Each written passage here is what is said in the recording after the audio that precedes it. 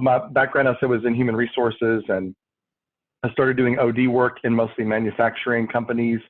I moved to Humana to do some organization development work, and I have been using external coaches in my previous role in manufacturing, and they asked if I wanted to start the executive coaching practice at Humana. Humana is a health insurance, well-being, and benefits provider for individuals, corporations and businesses, and senior citizens in the US. So I said, yes, I would love to, because I really wanted to go deeper into coaching. So you can imagine how receptive a company full of, no offense to anyone on the call, actuaries, financial analysts, physicians, clinicians, insurance experts, they thought this whole notion of having a coach, gathering feedback, having a coach ask you questions was a little too fluffy. And they said, that's kind of nice, but it's not for us.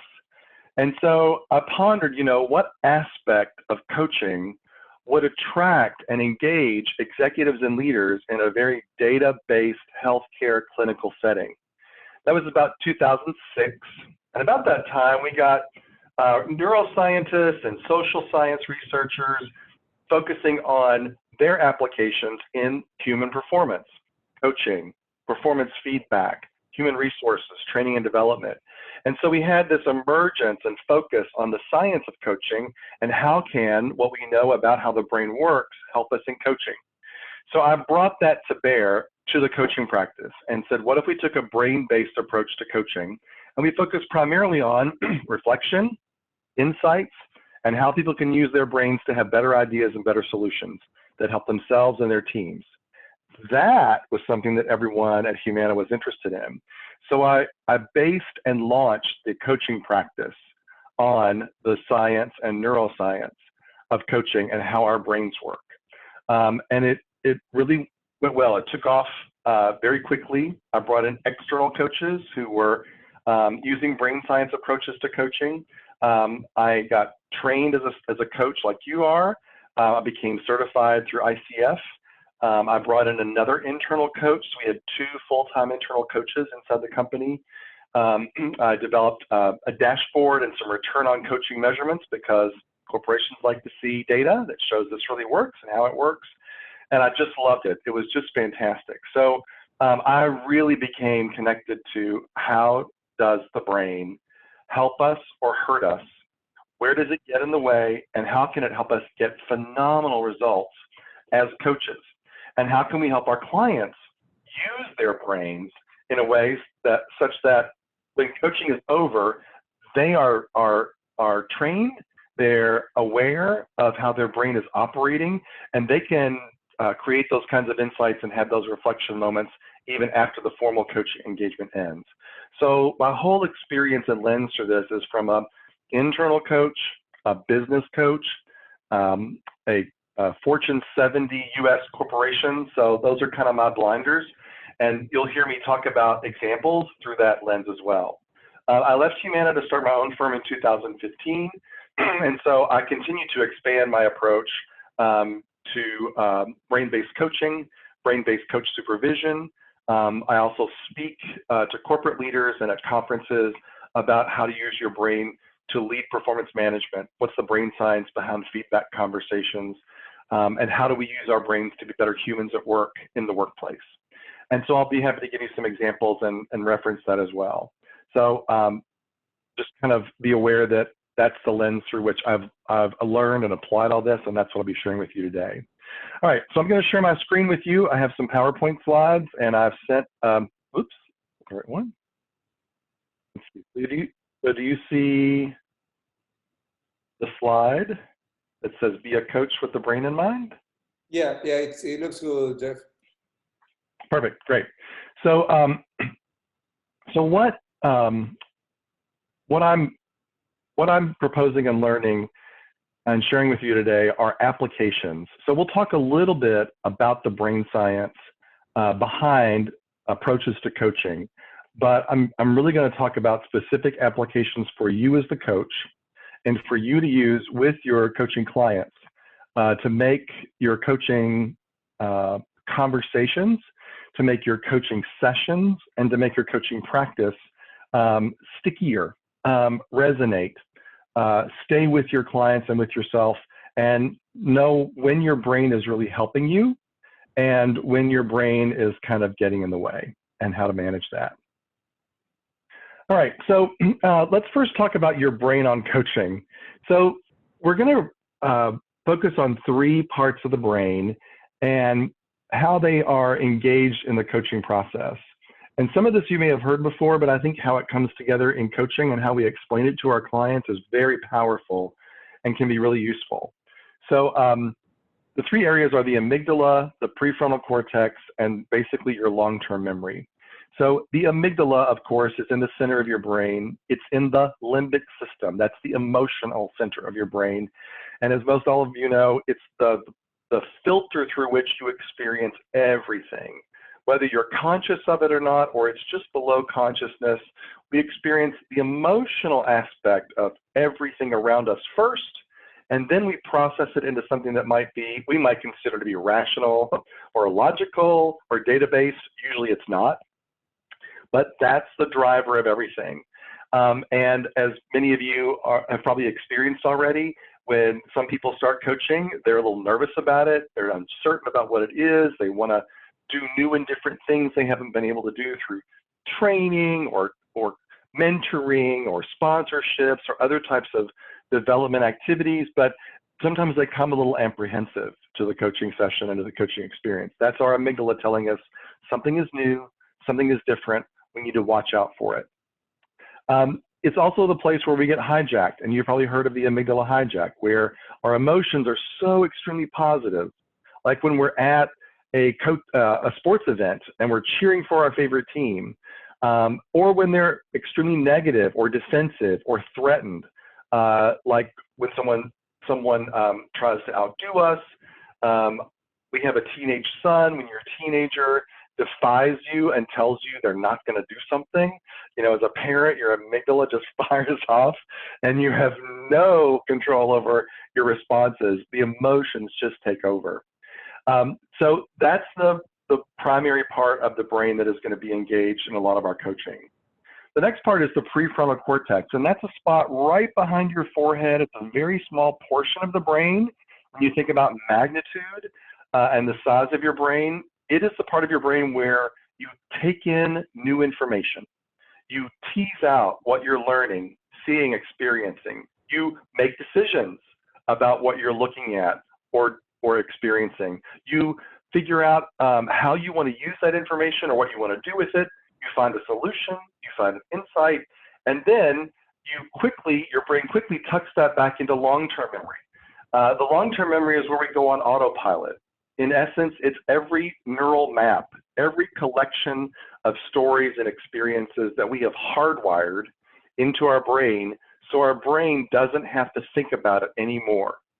So when you're driving to work and you're taking the same route every day, or you're doing things that seem normal or natural and you're not even thinking about it, those are basically neural maps that are all over your brain, but a large portion of it is hardwired in the back of your brain. Everything from the nervous system that keeps your diaphragm going so you can breathe, all the way to, oh yeah, I've seen this before, I don't have to relearn this again, and your brain takes over and puts you on autopilot. Now, while that all might be interesting, it's the dynamic between these parts of the brain that we really want to focus on in coaching. So when our brains have some kind of trigger or threat or emotional imbalance, if you will, for the moment, that takes our amygdala away from being in a neutral to slightly positive emotion. If we're extremely excited, like we're at a sports game and we're cheering for our favorite team, or we're negative, defensive, or threatened, or frightened, or fearful, that shuts down the prefrontal cortex. They cannot be operating fully at the same time. It's why when my teenager defies me and I scream and yell, that I have no new thought. I'm not taking in new information in my prefrontal cortex. I'm just reacting emotionally, and there's probably nothing I can do there's nothing that would pop into my brain to help me unless I do something intentionally to dampen my amygdala. So for our coaching clients, we want them to come to our sessions and get their amygdala, get their emotions in a neutral to slightly positive state. That opens up their prefrontal cortex so they can take in the coaching questions that we have for them. It causes them to think about their thinking instead of thinking about the problem. It gets their brains in a reflective state. And it takes them away, takes them off of their long-term memory. Most all of their past experiences, all the things they do automatically, the things that have been getting in the way, or it might have been really useful experience in the past, but it's not helpful in the moment, because in coaching, we're trying to help them generate new thinking, new insights. So this is similar to what you probably experience when you're not thinking about a problem or a challenge you're having. It's not even on your mind. And sometime over the weekend, while you're in the shower, an insight, an aha moment pops in your brain, and you realize that's the answer or the next step to solving your problem. You may have that while you're driving home from work. Some people have it when they're on vacation. Lots of people have it when they are just taking a walk, or they're engaged in yoga or meditation. All those insight aha moments occur in the prefrontal cortex, that spot right behind your forehead. And it turns out they're not random. They occur not because you're in the shower or because you're working out. They occur because your amygdala is at a neutral to slightly positive emotional state. You're not focused on the problem, and you're not thinking about the past or your previous experience. And you're not thinking about the problem, you're thinking about your thinking. You're actually reflecting, you're doing something else, you're focused elsewhere, that allows two synapses, two neurons to connect that didn't before, and that's your new moment. That's your new insight. That's the next step that pops into your head that gets you closer to achieving your coaching goal. And that's what we want to do in coaching. We want to open up the prefrontal cortex of our clients, help them have lots of those insight, aha moments throughout the coaching session, and then make a decision about what to do with those to help them get closer to their coaching goals. All right, so that's the end of the neuroscience academic brain scan portion of our talk. The rest will actually be about applications in coaching. So keep this in mind when you think about, what state do I want my coaching client's brain to be in most of the time so they can have insights? And that is this state. As a coach, it's also useful for us to think about when our amygdalas, when our emotions are triggering a response or a way that we're being present that gets in the way of the coachee, the coaching client. And how do we keep our prefrontal cortex open so we can do all of the basic coaching competencies, listen intently, watch for goals, help set contracts. We have a lot of things that we're trying to manage in our brains while we're the coach, but those things cannot get in the way of the coaching moment itself, of the exchange we're having with our coachees. So I want you to think about, for the most part, being able to get your own brain as a coach in that emotionally neutral to slightly positive state, so you can have insights in the moment. So you're reflecting on who you're being as the coach. So you can think about your own thinking and not be focused on the problem either. All right, so how do we get started? I know most of you probably do something that helps your coachee, your coaching client, transition from whatever they were doing before the coaching session started and help them get into the coaching session. And I really can't emphasize this enough. This is an important part of our responsibility as coaches, but it's also the gift that we give to our coachees. When I worked in corporate settings and I was an internal coach at Humana, every time a coaching client sat down in front of me, they had just come from another meeting, another challenging conversation with the team, another complex issue they were trying to solve, and there's no way to coach a brain that's too busy, that's too focused on other things. So you can do this in a lot of different ways. 30 minutes of yoga before the coachee steps into your session is an awesome way to have this done. 20 minutes of meditation if they know how to do that. But in my situation, my corporate clients were like, there's no way I'm doing 30 minutes of yoga before I come see you. That's just not going to happen in this corporate building. It's not going to happen in this business. So we have to find ways to have conversations that help our coaching clients get centered. And here's one that I learned that I have continued to use for about 14 years, and I'm still astounded by how it works. It's called clearing the space. And it's basically calling out what's in the background for me. Like as I get started in the coaching session, what my brain is trying to get me to pay attention to that I do not want to pay attention to the session is, and I name it. Like what's in the background for me is all the moving boxes behind me and all the work I have to do to get settled into the new house. I don't tell a big story about it. I don't go into a lot of detail. I just name the thing that my brain is trying to get me to pay attention to that's distracting me right now. The next thing I do is name the emotion around that. And the emotion around that is, and then I name the emotion. So the emotion around all these boxes and moving around and getting settled is, what is the emotion? It is, it's anxiety. It's a nervousness. So the emotion around that is anxiety. And then I actually say, and I'm going to set that aside for our coaching session today. It turns out that when we name an emotion, a specific name for the emotion that we're feeling, you would think it would ramp up our amygdala. It would get us fired up, right? It would cause our emotions to go into overdrive. It doesn't.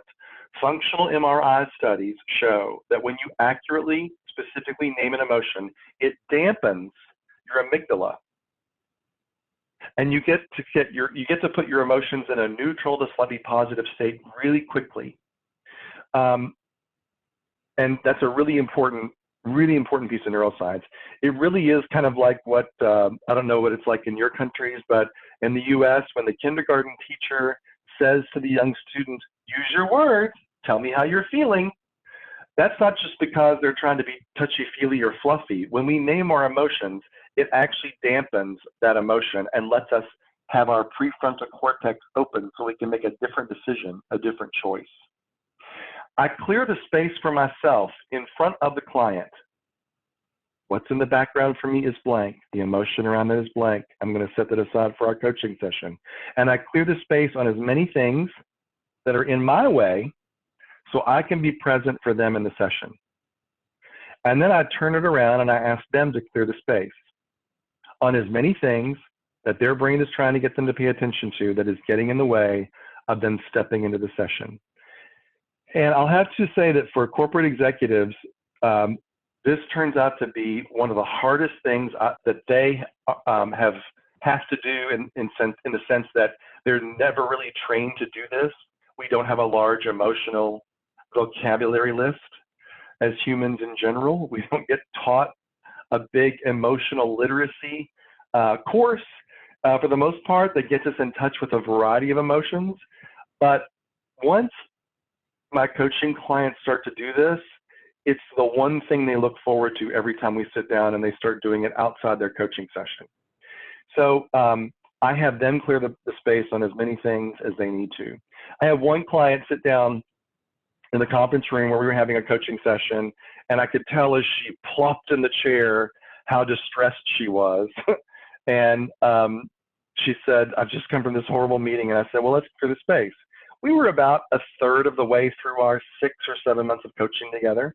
So she cleared the space on several things. And then it went on for 2 minutes, and then 5 minutes. She cleared the space for 20 minutes of our coaching session. Now, as a coach, I thought this is great. At 2 minutes, she's really got this. Boy, has she internalized how to clear the space and clear her head. At 5 minutes, I thought, wow, there's a lot in there. And at 10 minutes, I started thinking about me, which was wrong, but I thought about me. I'm like, oh my gosh, we have so many coaching goals to get through. We only meet once every 2 weeks. She's taking up all the time with clearing the space. But at the end of 20, I just let her go. At the end of 20 minutes, I said, so how are you feeling now? And she said, That was so helpful. I feel so relaxed. I'm ready. She went through all three of her primary coaching goals, crafted new actions, and we finished early. We finished before the top of the hour. I could not believe it. So whatever you do to help your coaching clients get settled, get to a place where they can be reflective and be present in the session is really powerful.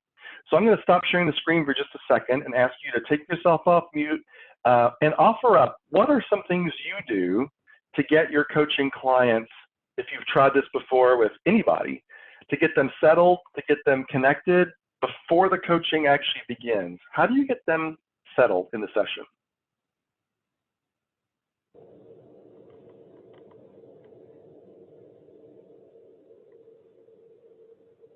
Anyone have a practice or try something? Or maybe somebody's shown you a way as a coachee when you were coached by someone how to get settled and enter into the coaching session? Like what we do here sometimes, and Damien will just have us take deep breaths to kind of center ourselves and to just kind of release the day. So we do that sometimes. That's perfect. A lot of coaches use a solely somatic method. How can I use our bodies? How can I use my breathing? How can we get centered using strictly just the physiology of how we are being right?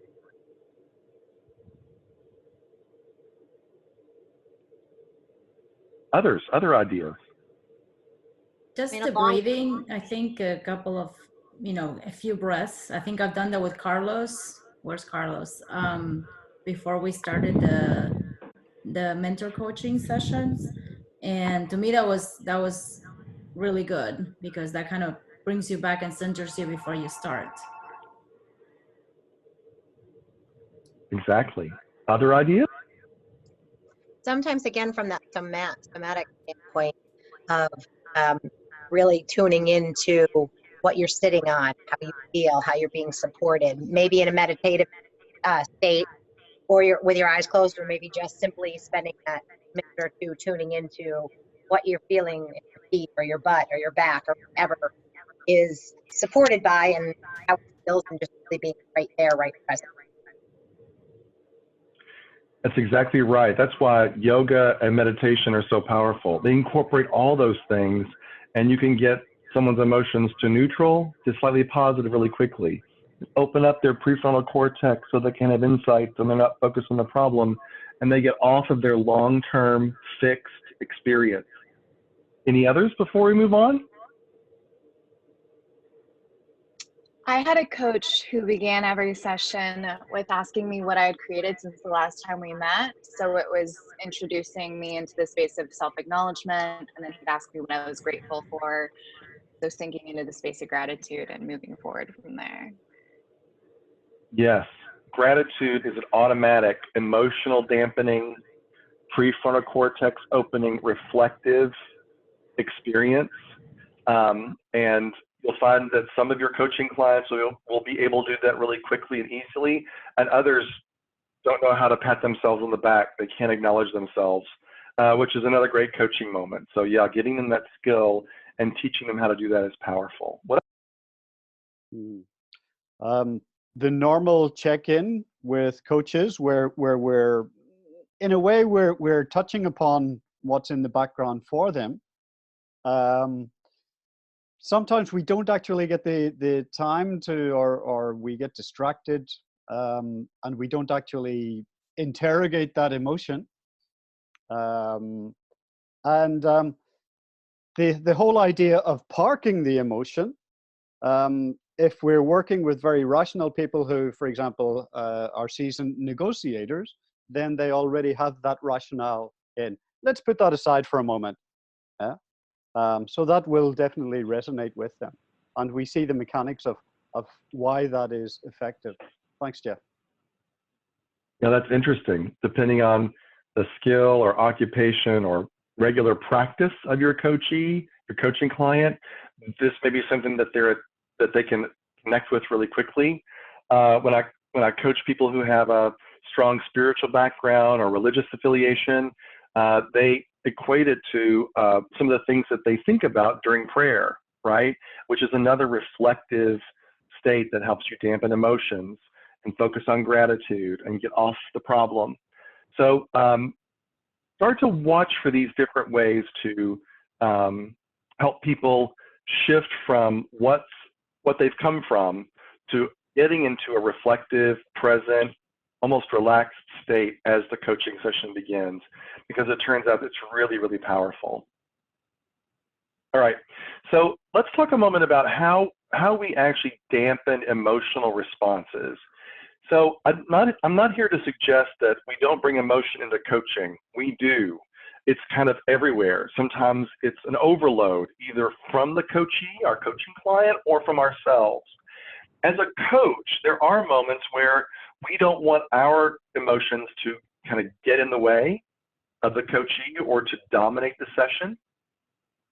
There also may be moments where after the coachee or the client has experienced their emotions, that we want to help them get back to thinking and reflecting on how has what they just experienced helped them in this coaching moment or for a coaching goal, or is it connected to something else? So I'm going to share with you 5 different ways to actually dampen emotional responses when that's our intent, when we want to dampen them, when we think we need to dampen them, because that is going to be useful in the moment. So they fall into the following categories. The first is naming the emotion. We talked about that before in clearing the space. When you name an emotion, it dampens the amygdala, it drops emotions to that neutral to slightly positive state. Reframing emotions, looking for a different meaning. You've probably heard reframe a lot. It's now very common as a way for people to help shift their thinking from an emotional perspective. Reordering or reprioritizing the thing they're thinking about or the trigger that causes that emotion. Also normalizing it, not in the sense that, well, if it's unethical and my boss does it, it must be normal, I can do it too. No, this is a neuroscience term.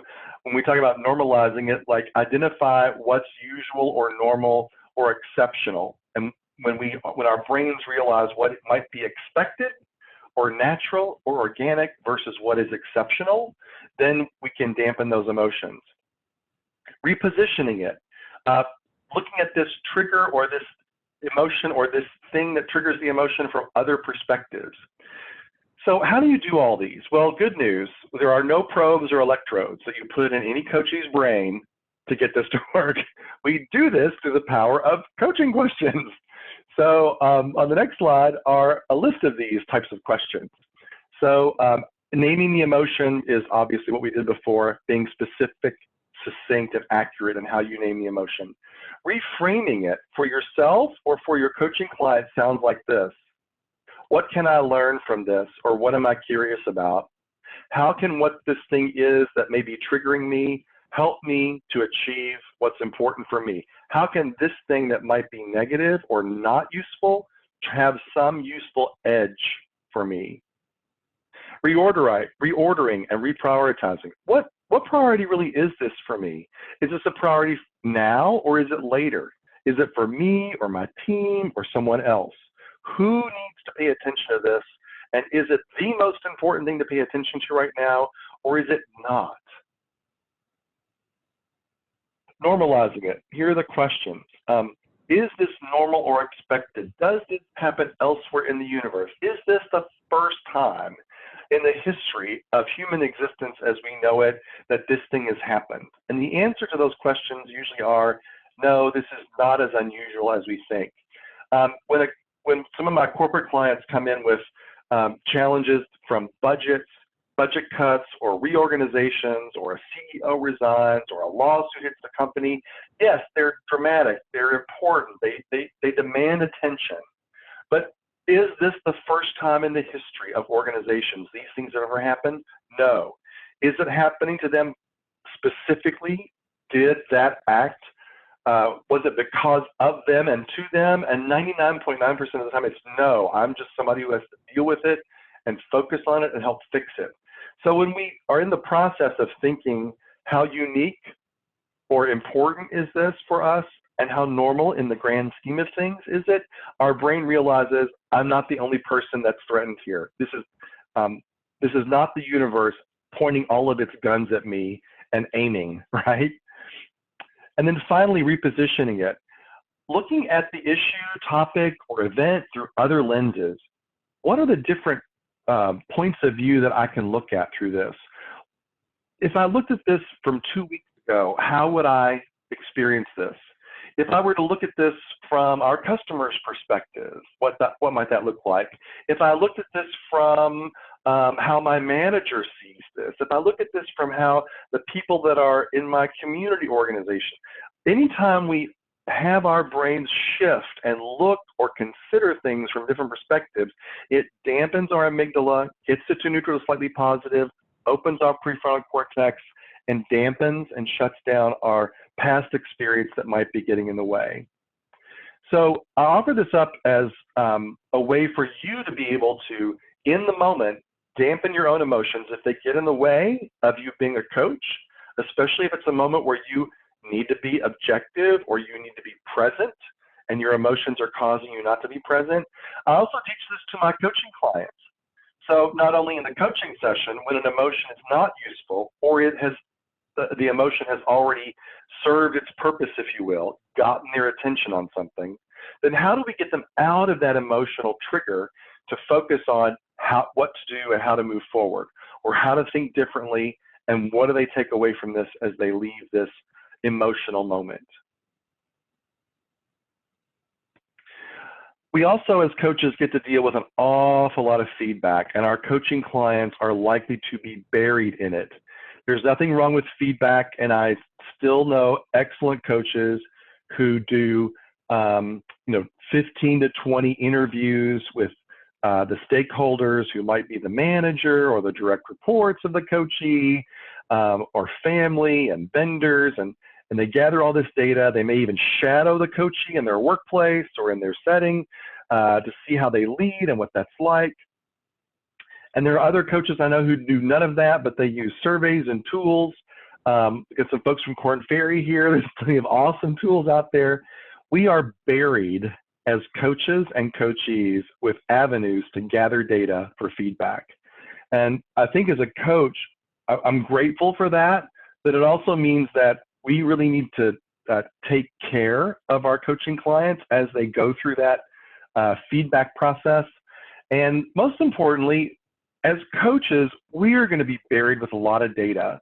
I had one external coach at Humana that I used, and she was phenomenal, and she used a very well-known tool. And the report that came back had more than 250 pages of feedback for the coaching client. And I thought, oh, how in the world are they going to go through all that and filter out what's important?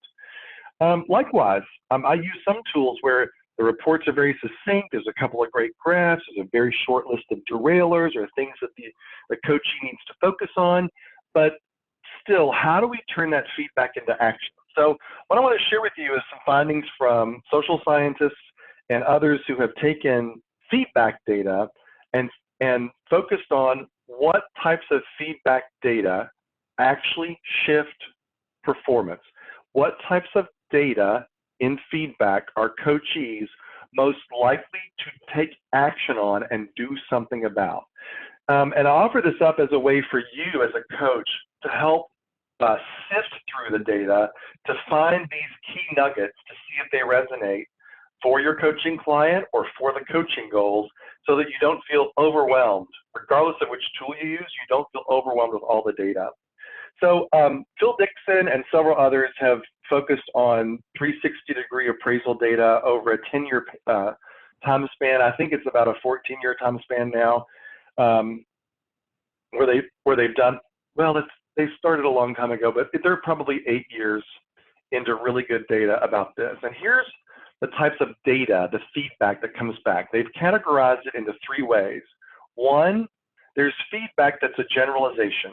This may be a handwritten comment, or it might actually be something that's generated from the feedback tool itself. But it sounds like this: create a better team culture, right? I mean, that's a very general, broad piece of feedback. It might be very useful and accurate, but it's a generalization. A second type of feedback that they call and categorize is called a task feedback. And it's something that's a little more specific. That is feedback that says something to the coachee like, schedule and lead more team meetings. So it's got a little, it's not quite as general, and you can sense there's verbs, tasks, actions that the coachee might glean from that. As a matter of fact, they might be present right there in the comment, right there in the feedback, right there in the report. And the third one is tasks plus detail, where feedback is very specific, like you should really have weekly team meetings where everybody shares their projects, and then the leader shares her vision, and then we take 10 minutes on team culture, and it's a really rigid kind of specific approach that's a solution to a solution that's offered to the coachee. The research shows that the most useful, actionable type of feedback that coachees are likely to move forward on and do something about is the task-based feedback, where it's specific enough for them to reflect on and think about, how does that help me with my coaching goals? It may actually have verbs, action words, and suggestions that get the coachee to they can either copy and paste, like just do that, or it sparks their own thinking about what to do next. And it's general enough in the sense that the coachee gets to decide how they want to apply it, where it goes, how it fits into how they lead or the coaching goals they have or what they're trying to get better at. And so, in some cases, I actually have my coachees go through and highlight the task-oriented feedback in their reports. I give them these examples and I say, one way to digest some of this is to go through and just highlight the things that you think are task-oriented. We may even put other colors around generalizations or tasks plus detail. It's not that the other categories aren't useful. It's just that that research shows that people are less likely to take action on those. I mean, if as a peer or a coach, and I tell you as my coachee, have weekly team meetings and do these 15 things my way, you're unlikely to do that because that's not your lens, it's not your experience, it's somebody else's. You might try it. It might be a little complicated to implement, but it's not likely to spark your own motivation and your own actions that you are then ready to do something about and move forward on. Likewise, generalizations are just exhausting to coachees.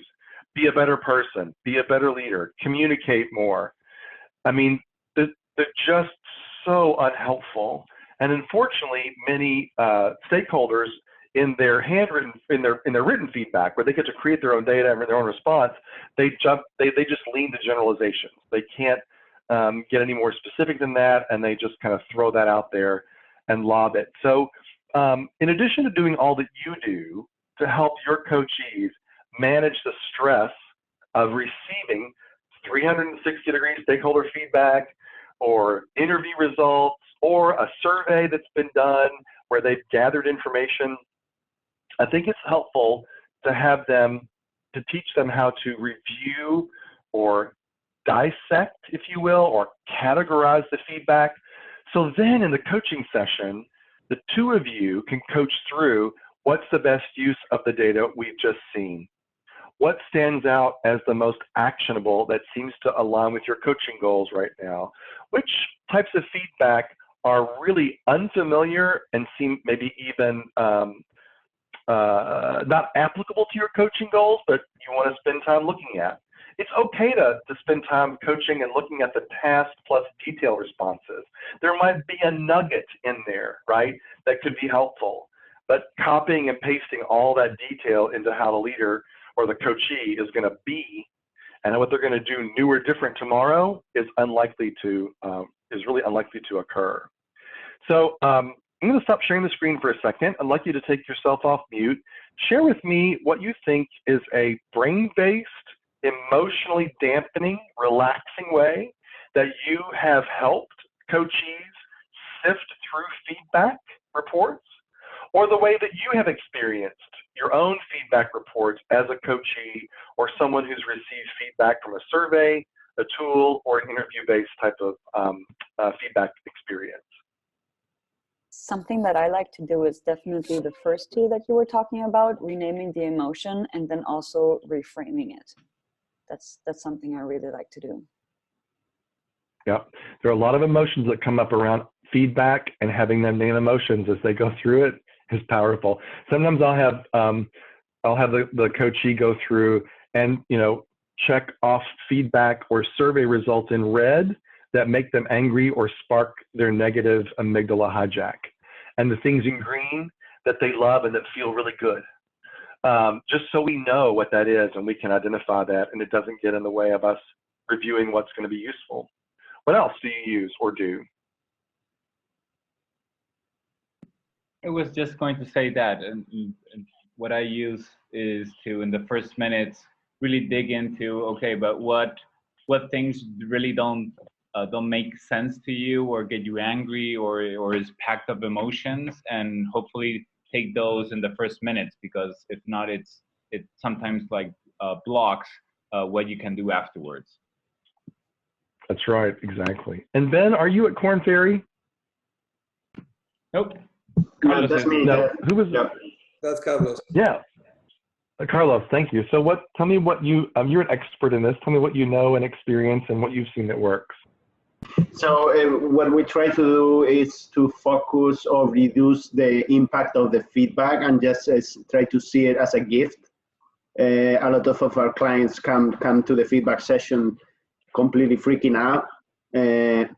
So, you know, we try to reduce that and also look at the good things that they're doing, and then trying to focus on what they could do better, and on a way that is not really hard, I would say.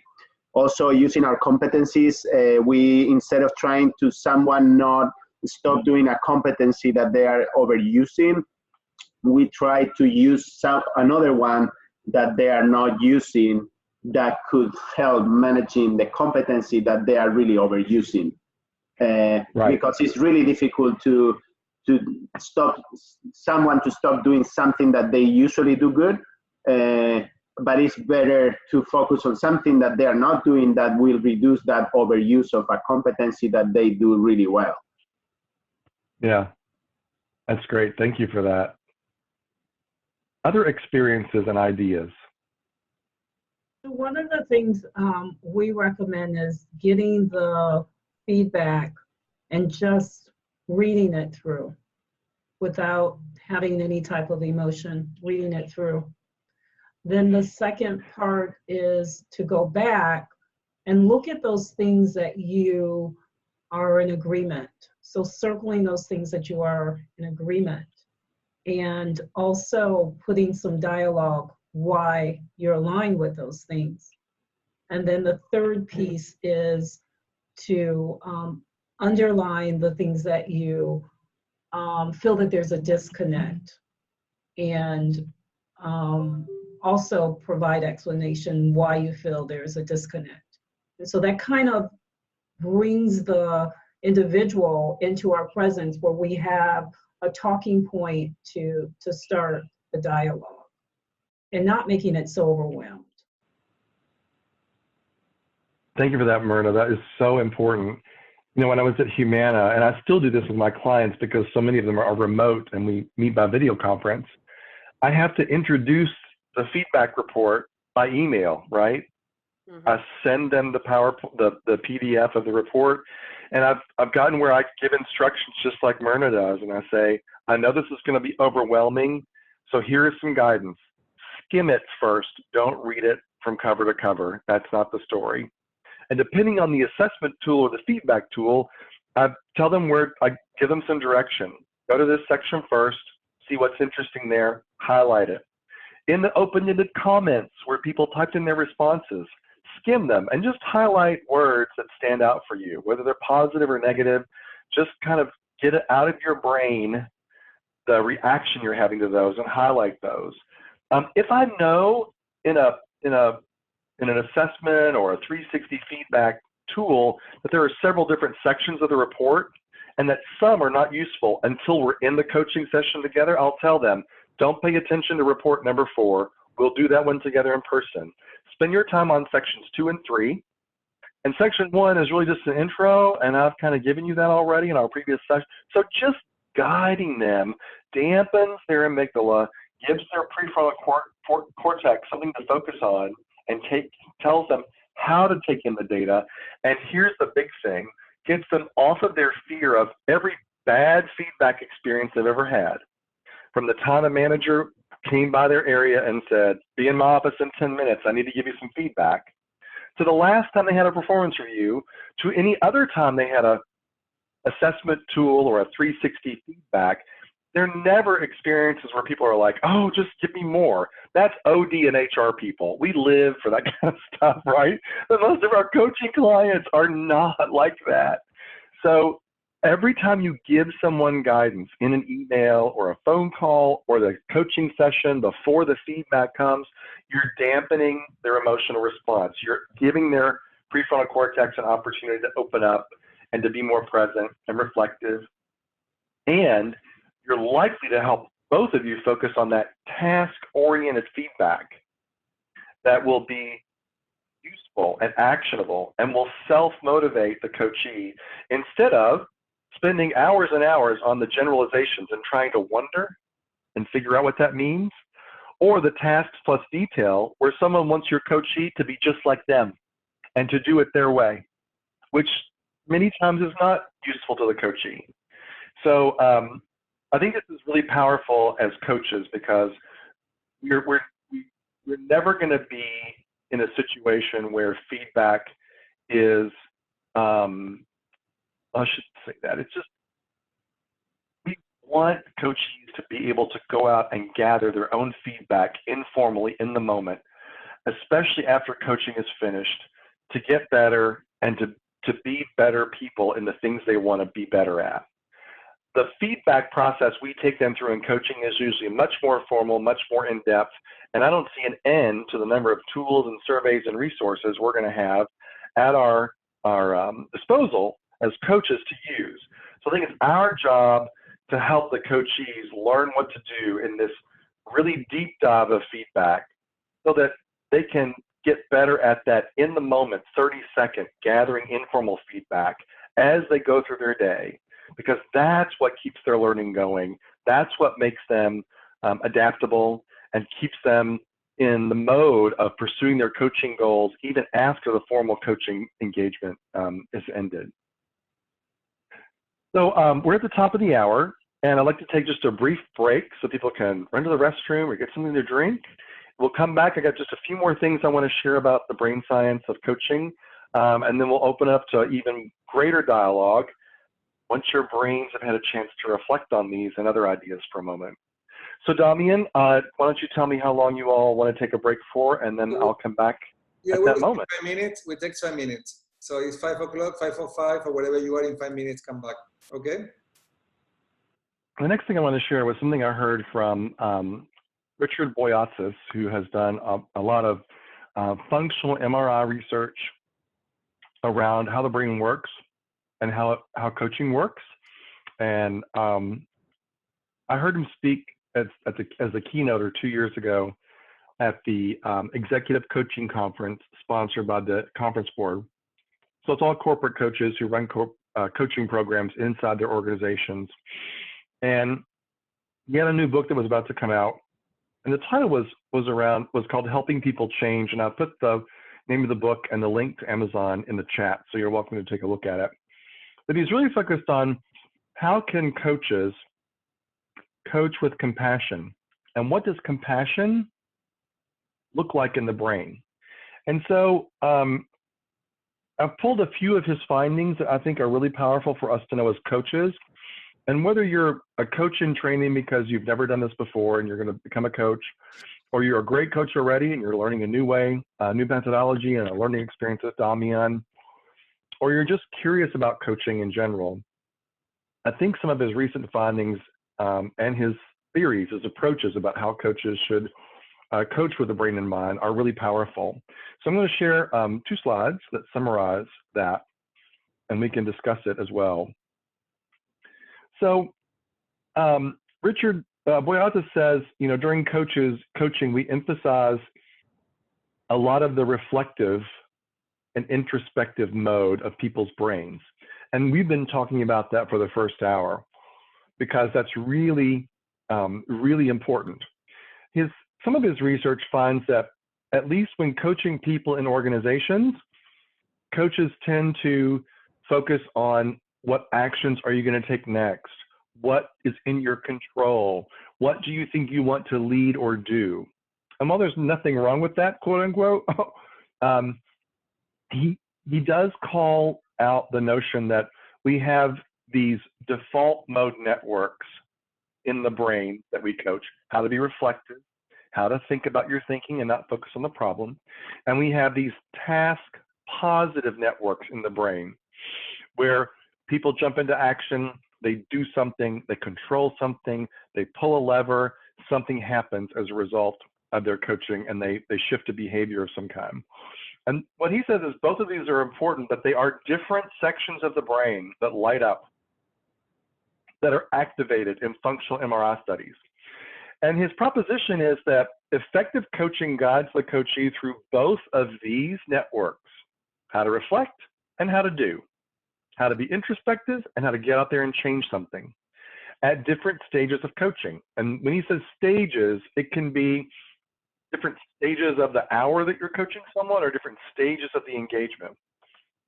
His call to action for us as coaches is that we need to be aware of our own dispositions and preferences for one of those networks. So I think it's useful as you coach or you think about becoming a coach and you get feedback in your mentor coaching, as you coach in duos and duets or triads or quartets as part of this training program, that you listen for and you gather feedback from others about, was I asking questions and coaching the other person in a reflective, introspective, think about your thinking? And did I do that a lot? Or was I coaching them toward action and doing something and changing behaviors? And did I tend to do that more than the other? Where do we tend to lean as coaches? So I'm someone who tends to lean heavily on the default mode network, the DMN. I'm DMP, sorry. I'm sorry, that's a typo. It's DMN, default mode network, not DMP.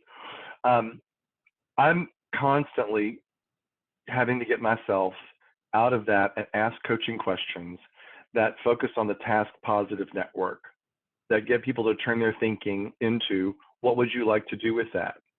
How does that help you move forward in the next 2 weeks? With whom would that be a useful conversation to have? Where do you think this will play out as you go into your workday tomorrow? So be aware of our own dispositions, especially as you go through training, and then start to dance with these. The power is in shifting back and forth and using both of these networks in the coachee's brain and prompting them so that the coachee can get the benefit of both of those. Boyatzis notes that when we provide 360 feedback, that really activates the what am I going to do about it network, right? The task positive network. And we just talked about that. And that seems natural. But his cautionary tale to us was, if you're a coach who's going to coach solely on feedback and turning the feedback into actions, you're missing an entire section of the brain that needs to be coached. That's the default mode network, how to be reflective and introspective. On the next slide, he also shares that the notion of compassion means we are really focusing on empathy primarily. And as coaches, there are two phases of empathy that we demonstrate or experience or put out there to our coaching clients. And that is one where we are in feeling with others. So we are literally in their emotion or tracking with their emotion. We may be even reflecting their emotion and feel the same way they do in the moment. The other is analyzing how the coachee feels am I thinking about what emotion is she displaying right now? How is that helping her in this moment? What are the names of the emotions that come up when I see her react this way, when I hear her words, when her nonverbals are telling me a certain emotion, but her verbals are telling me something else? We are analyzing the emotions of others. And Boyatzis suggests that we also, as coaches, need to be using both forms of empathy. He believes we're probably not feeling with others and taking advantage of our mirror neurons, where we are literally reflecting emotions from each other, and we may not be aware of it. But that both forms of empathy are powerful. That we have to build trusting, resonant relationships with the client, and this goes back to his previous research about building a resonant relationship. While that is kind of a prerequisite for a good coaching relationship, he suggests that every session, we are either doing that or we're tearing it down unintentionally, maybe. So we either continue to build that relationship or we don't. And that we need to maintain some emotional distance to help the client get in touch with their own emotional state. If we're always in the mode of feeling with others, we may be drawn into their emotions too much that we can't help them analyze or reflect on how they're feeling in the moment. So again, being aware of our own dispositions, our preferences as coaches for coaching one form of empathy or the other, or in his words, you coach, you're aware of neither. You're not feeling with the coachee, and you're not analyzing how they feel. Then you're doing something else, but it's not coaching. It's not coaching. So I want to take just a moment and ask your thoughts and reflections on, this whole notion of coaching the reflective network of the brain and the action network of the brain, and also how empathy plays in how we coach when we feel with others, or how we analyze, how we step back and help the coachee stay with their own feelings and emotions, and we're not drawn into them. So I'm going to stop the share for a second and just take yourself off mute and offer your own thoughts and perspectives here. In terms of ICF and a lot of what we've been learning and talking about here, do the last two concepts, are they not analogous with the who and the what? Yes, they can be. Who are you being versus what are you doing? Yes.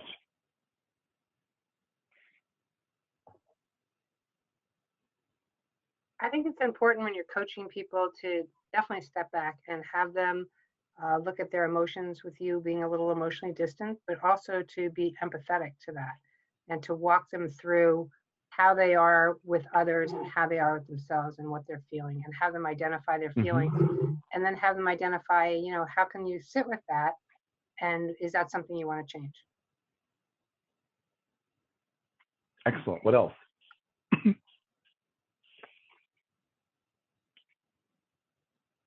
I think by doing what Jeannie just discussed helps the individual, that helps the coachee become more aware of what might really be the root of the issue, or can provide different types of awareness that you wouldn't normally get if your focus is just on an action. So focusing on that, what we call the who, really gives a little bit deeper into peeling away the onion. It does. Other observations? Wouldn't that also, sorry. Wouldn't that also depend on who your coachee is? Or I guess if you're coaching someone on, a business side of the coaching versus somebody that's going through a life difficulty, I think you would tend to maybe adjust those two ways of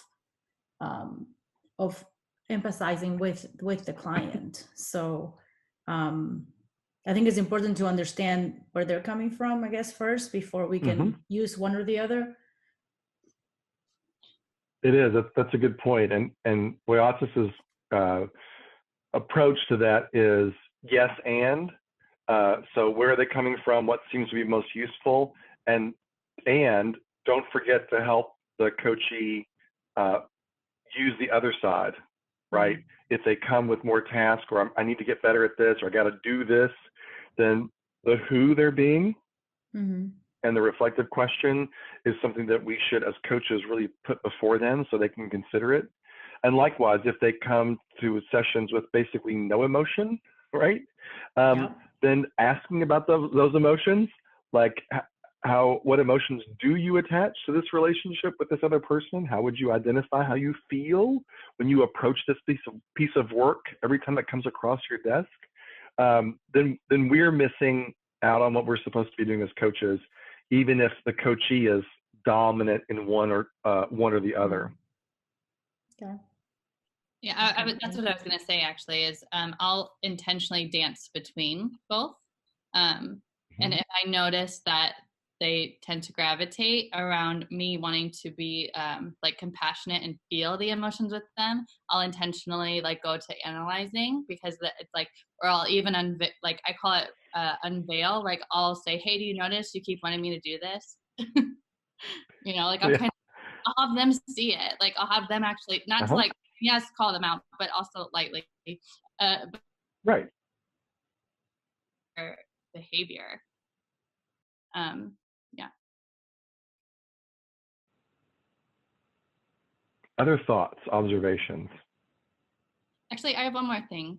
I'll also do neither and disrupt. If they're like going into shame and they're like addicted to certain emotions, like shame, for instance, I will disrupt and get them out of shame to like, whether it's like, I mean, I could do a number of different things, but I'll just get them out of that mindset and go, okay, so we're back.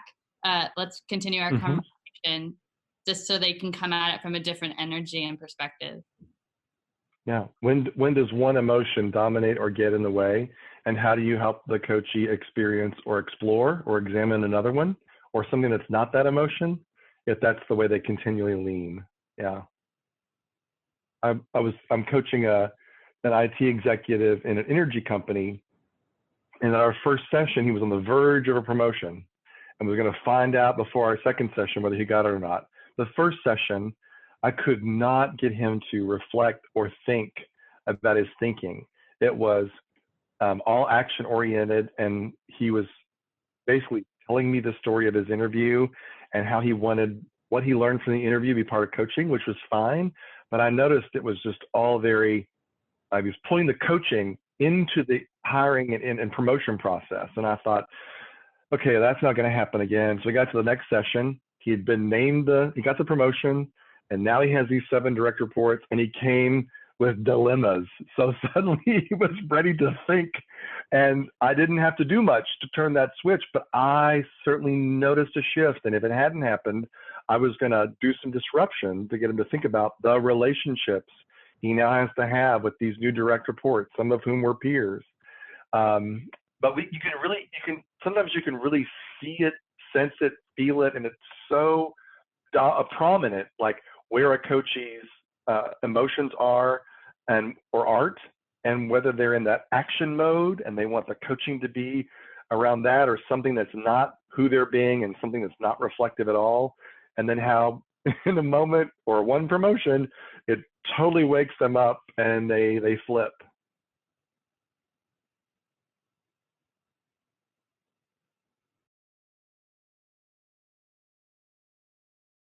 You're on mute.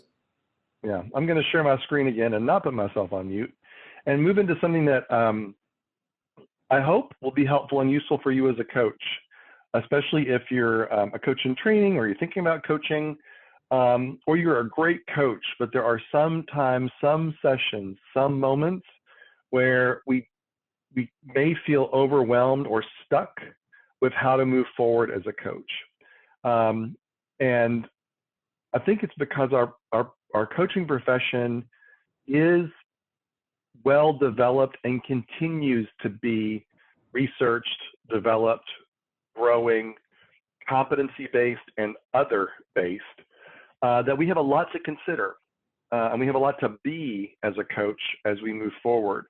And sometimes the synthesis of all that really kind of lands, and we're using the competencies where we need to, and we're being present, and we're not predetermining a question to ask. And at the same time, we know how a question might be useful in the moment. At other times, we're overwhelmed with all those things we could be or do as a coach. So Damian introduced me to Dr. Paul Brown as part of our coaching supervision program. He's written at least 2 books on the neuropsychology of coaches and for coaches. And he really digs into the neuroscience of who we're being as coaches and what might get in our way.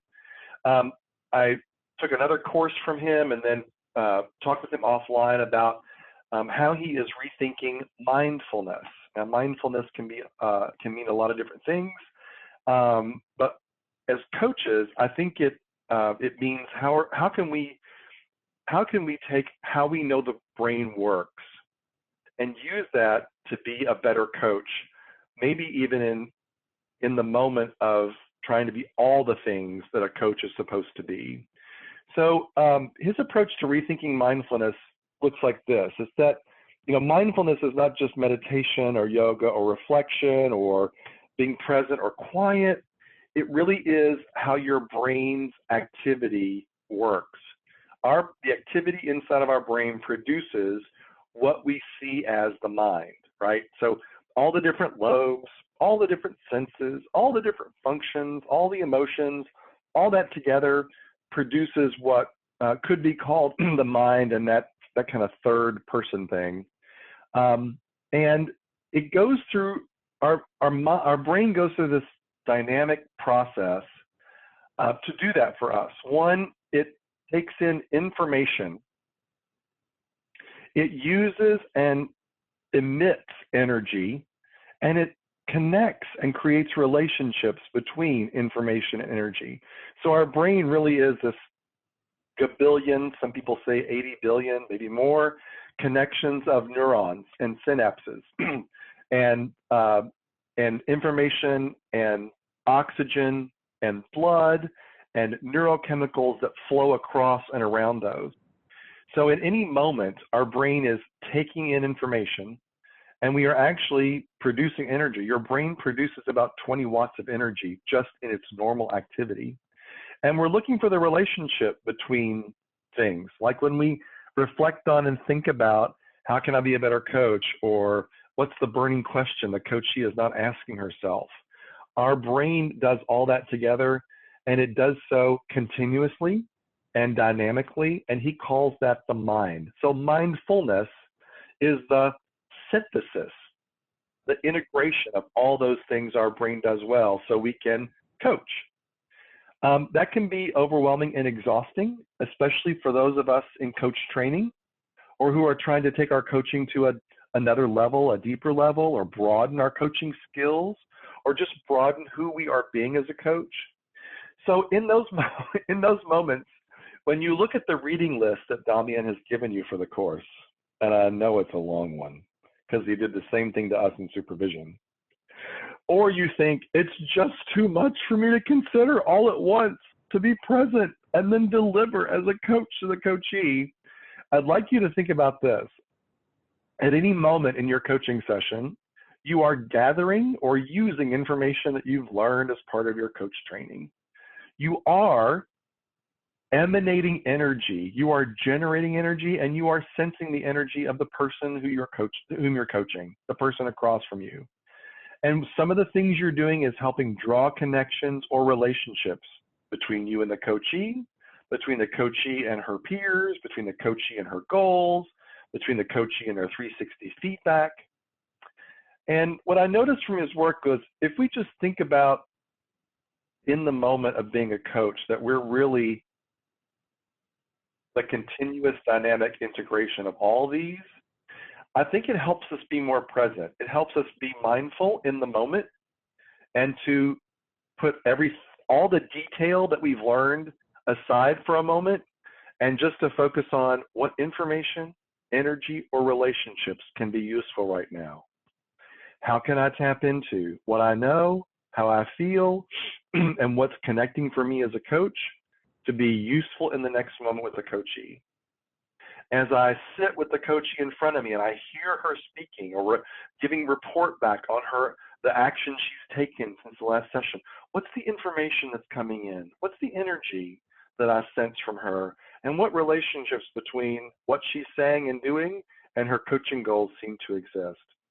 I think that helps us dampen our amygdalas, get ourselves less stressed about being a coach, about trying to be all things in every moment to ourselves and the coachee, and lets us copy how our brain actually works, where it's also taking in information and generating and sensing energy and creating neural maps and having synapses spark each other with insights, and not to keep the profession of coaching from being so overwhelming or threatening or confusing or ambiguous.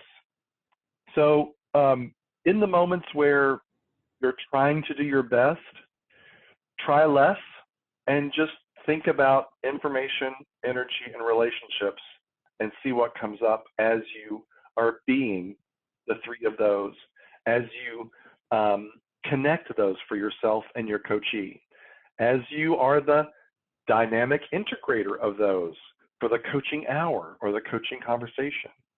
And also notice that it's a continuous type of thing. It's probably happening throughout the entire coaching session that you have, whether it's 30 minutes or an hour or a 4-hour deep dive into a lot of feedback data. So I hope that's helpful. It's an evolving model that Paul Brown is using, and it's one that I've asked him to help introduce to people who lead complex professions. I've introduced this to HR professionals, who have a extremely broad set of functions that they lead, to coaches who are trying to be something and do something at the same time, and also to coach supervisors, where in addition to being reflective and in the moment, our experiences and our emotions are invited into the coaching supervision session we have with a coach. So I'd just like to hear your thoughts on, as you are being a coach, how do you manage or connect with the complexities and sometimes the confusion of being a coach?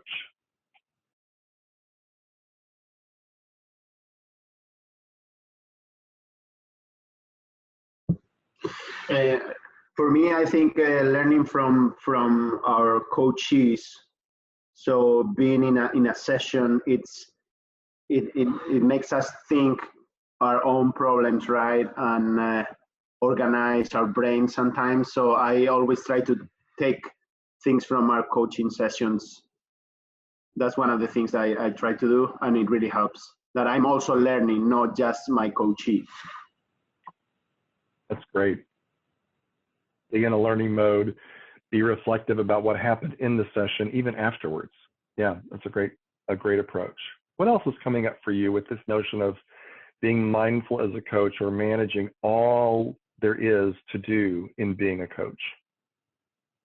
For me, I think, first of all, it's a privilege to be able to coach people.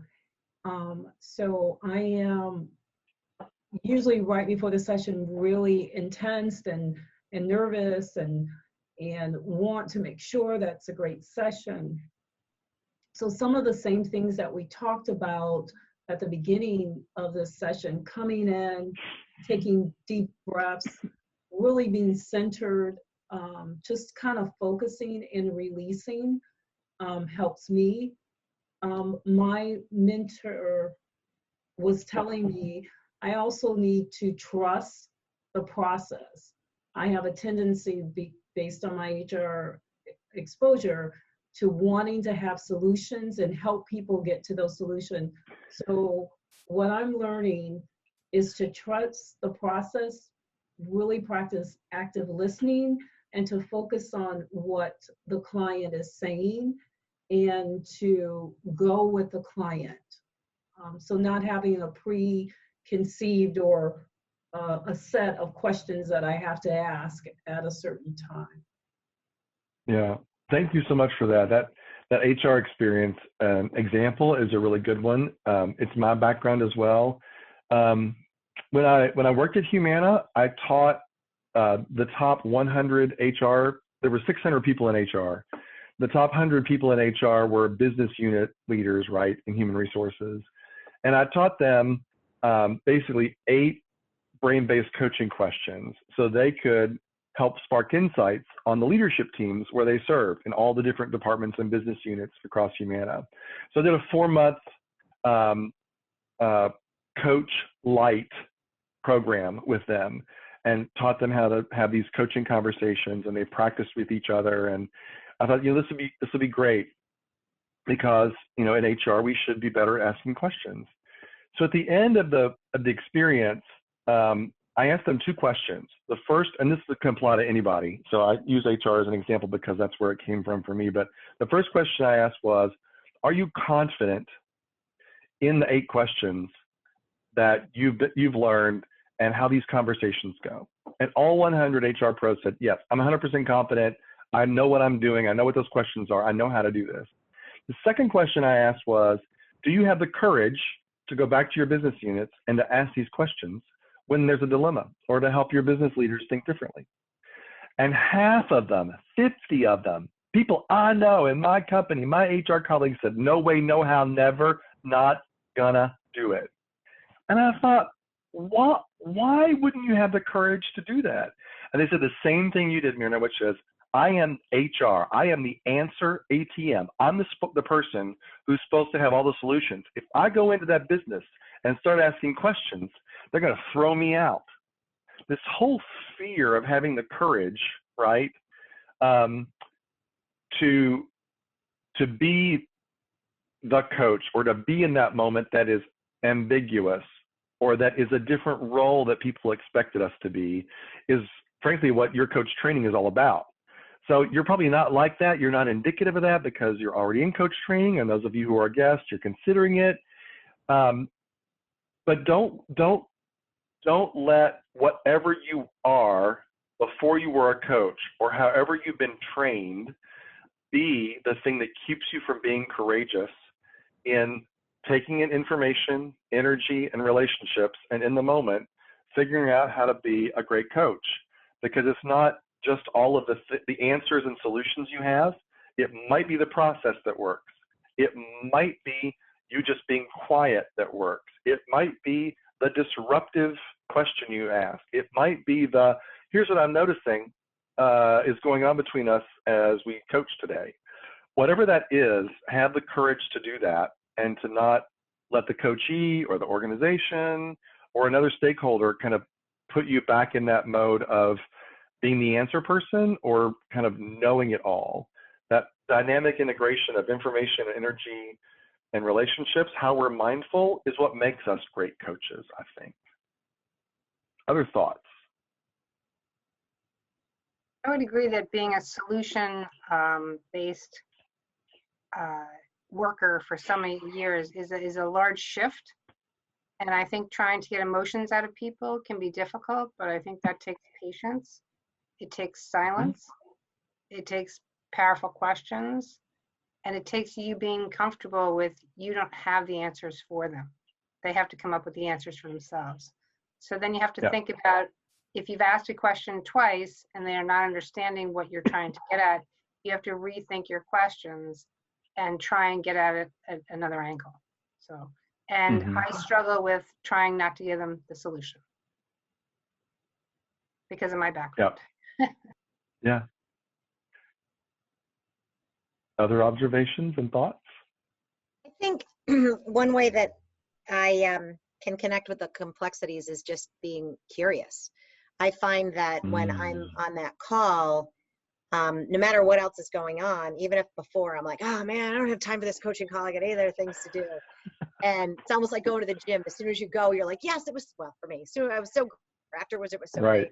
And on that call, and I am so present, I can't wait to ask the next question. I actually have to control my brain a little bit because I'm already thinking of the next question I have to ask them, or they say something and I want to know more about it. I want to know what's under that.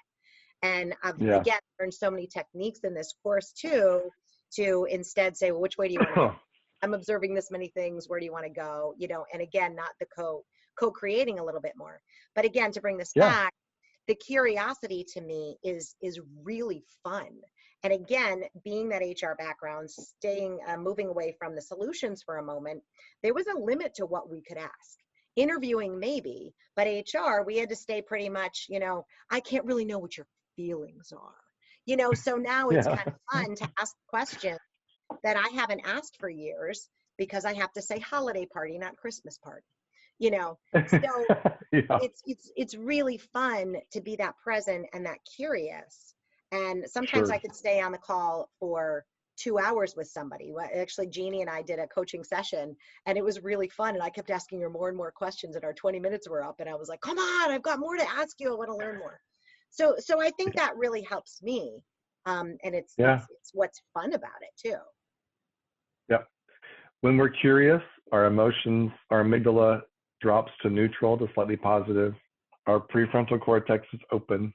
We're off of our automatic long-term memory and our past experience. And there's nothing we can do but be present. It's a natural state when we are curious. Yeah.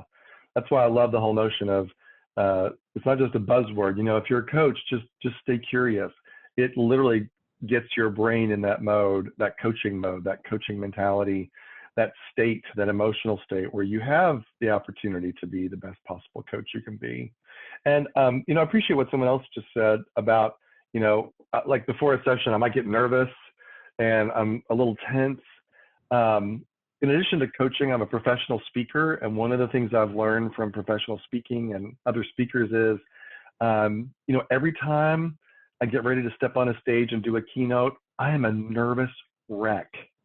And I can do a lot of things to kind of calm myself down, which I do, but there is a certain amount of adrenaline or awareness and attention that comes into our brains when we are a little nervous, a little stressed. It helps us focus. So I appreciate the fact that we can embrace our tension before we step into a coaching session and then quickly adjust into that mindfulness model to know and believe that we've got all that we need. And that when we focus on information and energy and relationships and who we are and what we're observing and we stay curious, we're likely to be a very good coach to an awesome, spectacular coach. Because like in speaking, once I do step on the stage, I'm in my element and it just flows. The tension is gone and now we're underway, right? Okay, so I'm gonna share my contact information and now's the time for open Q&A, dialogue amongst yourselves and myself based on all the things I've shared and what's been coming up for you in your brain as we've talked. What kind of questions do you have? What kind of information do you want to share? What kind of pushback or opposing points of view do you want to share? Just take yourself off mute and come forward. So you mentioned 8 brain-based questions. Are you willing to share those with us? Or are they in your book? No, they're in the book that I call with my friends, Humans at Work. But they really are, you know, future-focused questions. What's the purpose and vision look like when this is resolved 6 months from now? What are you seeing and experiencing? Name the emotion that you're experiencing right now. On a scale of 1 to 10, where 10 is my thinking's really clear, and a 1 is it's as clear as mud. Where's your thinking right now? What's the one thing that needs to exist so you can move that from a 5 to a 6 or a 2 to a 3? What's the +1? What have you not thought about that's useful here? What's the next thing you need to do or be to move yourself forward? What is it you need from me as your coach or people around you? What needs to exist so you can do that next? And what do you want to pat yourself on the back for and acknowledge? What kind of gratitude do you want to give to yourself for doing that? So yeah, it's not any questions you haven't heard or learned, but I've crafted a few that resonated with the Humana culture and that several leaders seem to to use as part of their, as they came out of coaching and over and over again. They're the kinds of coaching questions that you can use in meetings, project updates, one-on-ones, performance reviews, all those types of things. So they're general enough that anyone can be leader as coach, right? Even though they may not be a coach like you, they could be a leader as coach in the moment and ask a probing, reflective question. The name of your other book was Future Focused? No, the book was called Humans at Work, Okay, thanks. and it's available on Amazon. I co-authored it with some HR and coaching friends of mine. We don't receive any money from it. All the proceeds go to the SHRM Foundation, Society for Human Resource Management, to fund scholarships for people who want to go into the people profession and become HR professionals. The other book that I co-authored was called Rethinking Human Resources, and it was the chapter I wrote in that book was the call to action for HR professionals to be better at asking questions and not to be the answer ATM all the time. How to get out of your comfort zone and be more courageous as an HR professional and ask questions instead of just having answers all the time. Great, thank you so much.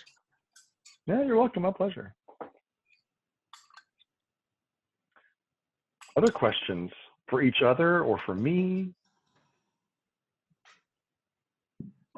Jeff, neuropsychology and neurobiology have changed a lot in the last 10 years. It seems I have not a bit of a background in that. And it seems like in 10 years, if we go 10, 15 years ago, it was very like causal effect. Like, no, this part is clearly about, let's say, speaking, or this is clearly about this. And that has shifted around the years. It's more complex than that. How do you see, and obviously you've been studying this, how does that modify or adapt or more make complex what you presented in this today? That's a great question. So I think there's two things that have led to how we use the brain now and what we know versus 10 or 15 years ago. The first is I don't know who we is, but we finally got neuroscientists and researchers to focus on, I'll call them regular, normally acting brains. They weren't just focused on clinical challenges with the brain, right? A prefrontal lobe that was damaged, or brain tumors, or a brain that was not functioning typically, if you will. So we got them to focus on research that was on the average brain in its regular state without a clinical problem present. The second thing is technology. Once we got functional MRIs and we could actually see where the blood was flowing, that's a proxy for here's where activity is occurring and here's where it's not. And what's the dynamic between those? We now have a new tool that shows where oxygen molecules are flowing, and it's going to blow a lot of the things I'm sure I'm telling you now out of the water with even better applications that show where oxygen is actually making things happen in the brain versus just blood flowing. So that helps researchers and scientists and others get better at saying, here's what's happening. With respect to the different parts of the brain, yeah, there's still your senses are in certain parts of the brain and they reside there. Your amygdala actually touches the hippocampus, and that's why there's a strong emotional attachment to really difficult, challenging, violent, or threatening memories, is because those are stored in the hippocampus, and physiologically they touch each other. So when those emotions are triggered, that's what we remember. And what we now know is the brain's not compartmentalized, right? It's actually the integration of how the brain works is what we're seeing because of technology. The corpus callosum, right? The bridge between your left and right hemisphere. While we always had these left and right hemisphere theories, it turns out they're not quite as separate as they used to be. The corpus callosum is one bridge that helps the brain be an integrator as opposed to a separator. And when you have a strong positive emotional reaction, and you get neurochemicals like a burst of dopamine or a burst of oxytocin, those neurochemicals wash over your entire brain. They don't just like focus on a little pocket of your brain. That's why when you sit down to your favorite meal, or you see a loved one get off of an airplane and you're waiting for them at the airport and you haven't seen them in a while, or you have an insight about something that helps you move forward, your brain doesn't know the difference between those things. It's the same wash of dopamine, the same wash of oxytocin that just makes you feel good all over.